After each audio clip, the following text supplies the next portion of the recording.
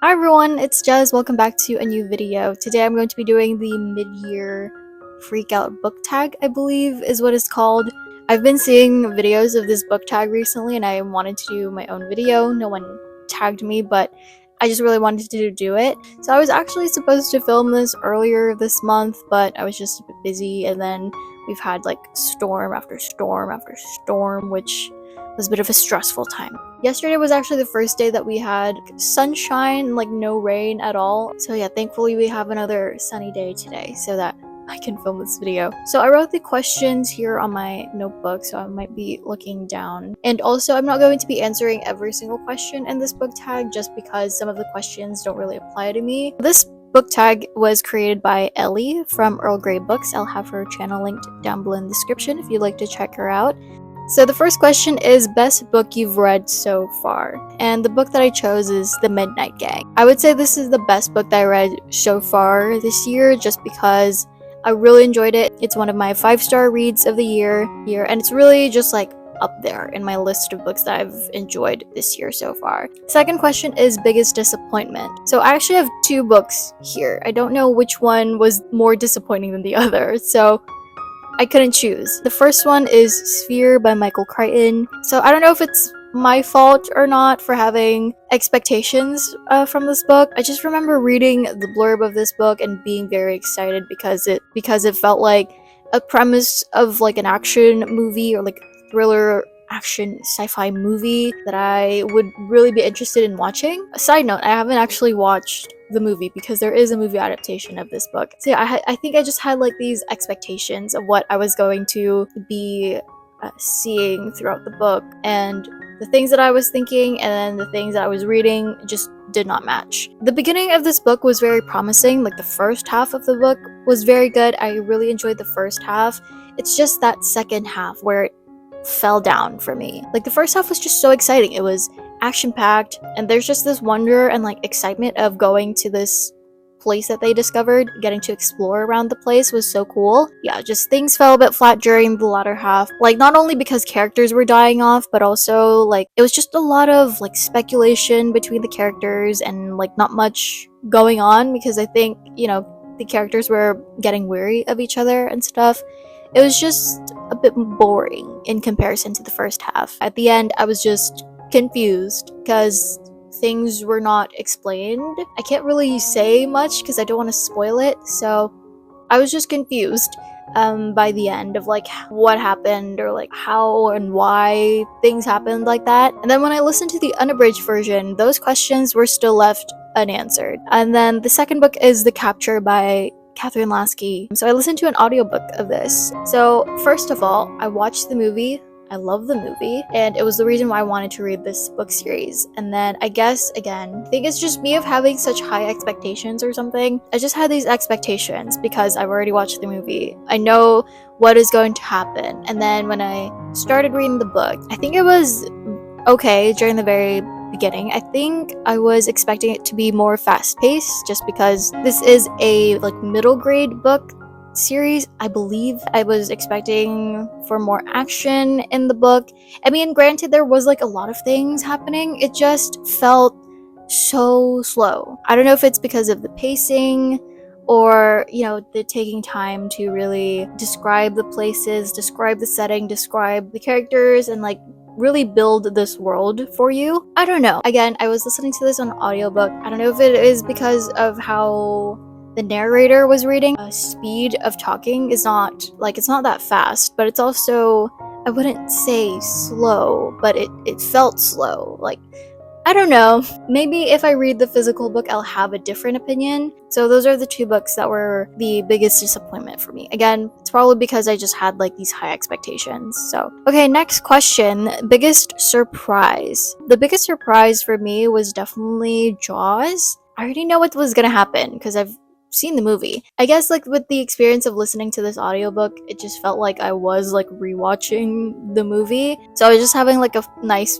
fun time. I was like listening to it all the time while I was like doing work or like doing chores, while I was eating. Like time just flew by while I was listening to this book, and it was just like a nice good time. But in terms of the contents of the book, I would say Sphere was also one of the biggest surprises for me, just because I didn't expect things to go there. I really was surprised with the setting of the place, and like I didn't expect things to like happen the way that they end up going out. So I would say Sphere would also count in this biggest surprise question. The next question is new favorite author, debut or new to you. So for this one I chose David Walliams just because I really enjoyed reading The Midnight Gang, and although I did compare him to Roald Dahl, I've been listening to a couple of Roald Dahl books recently and they're actually a bit different. I would say David Walliams is a bit more, how do I describe this? Like it is more contemporary, but I think it feels a bit more like lighter and more bright and like has more of that like childlike wonder and like childlike vibe and feel, if that makes sense, in comparison to Roald Dahl. Even though that they are both, in terms of stories, they're both very like silly and whimsy and colorful and like with exaggerated, goofy, silly characters. And I really enjoy that. As I mentioned before, like reading The Midnight Gang just made me feel like a kid again. And I just really enjoyed his writing as well. So he is my new favorite author that I have recently discovered. Okay, next question is newest fictional crush. So I had a hard time answering this question just because I was looking at my list of books that I read and no one was popping out as someone that I would consider a crush. Like no one was coming to mind. Like I was looking at my list of books and like can't really choose anyone. But I did end up with Dr. Seward from Dracula. So I haven't really read too much of this book during the first half of the year. I would read bits and pieces, but like not full chapters or like full passages. From remembering from what I've read like last year, I think Dr. Seward fits this question the best. Again, I can't really choose anyone. I just say that he's the closest one, just in terms of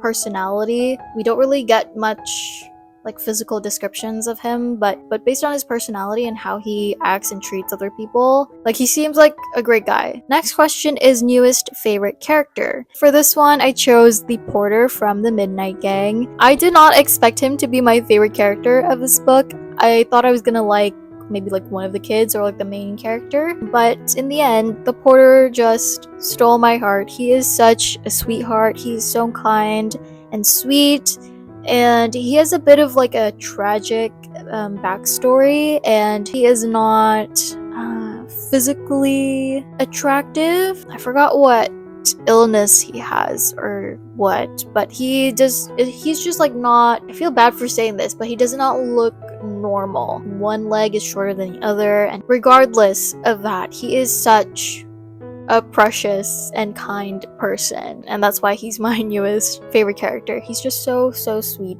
and so kind. So yeah. The next question is book that made you happy. So again, with this one, I chose The Midnight Gang. I just had such a great time reading this book, and I won't say anything more because I feel like I keep on talking about it. Next question is favorite book to movie adaptation you've seen so far this year. So I personally don't watch a lot of movies. If I ever do watch a movie, it's usually with my siblings because they're watching and I just end up watching with them. But for this question, I only wrote 2 answers, but the first one, I've already seen this before. That is Percy Jackson, Sea of Monsters. My sister was watching this and I just ended up watching with her. And then the second one, which I had never seen before, it's called The House with the Clock and Its Walls.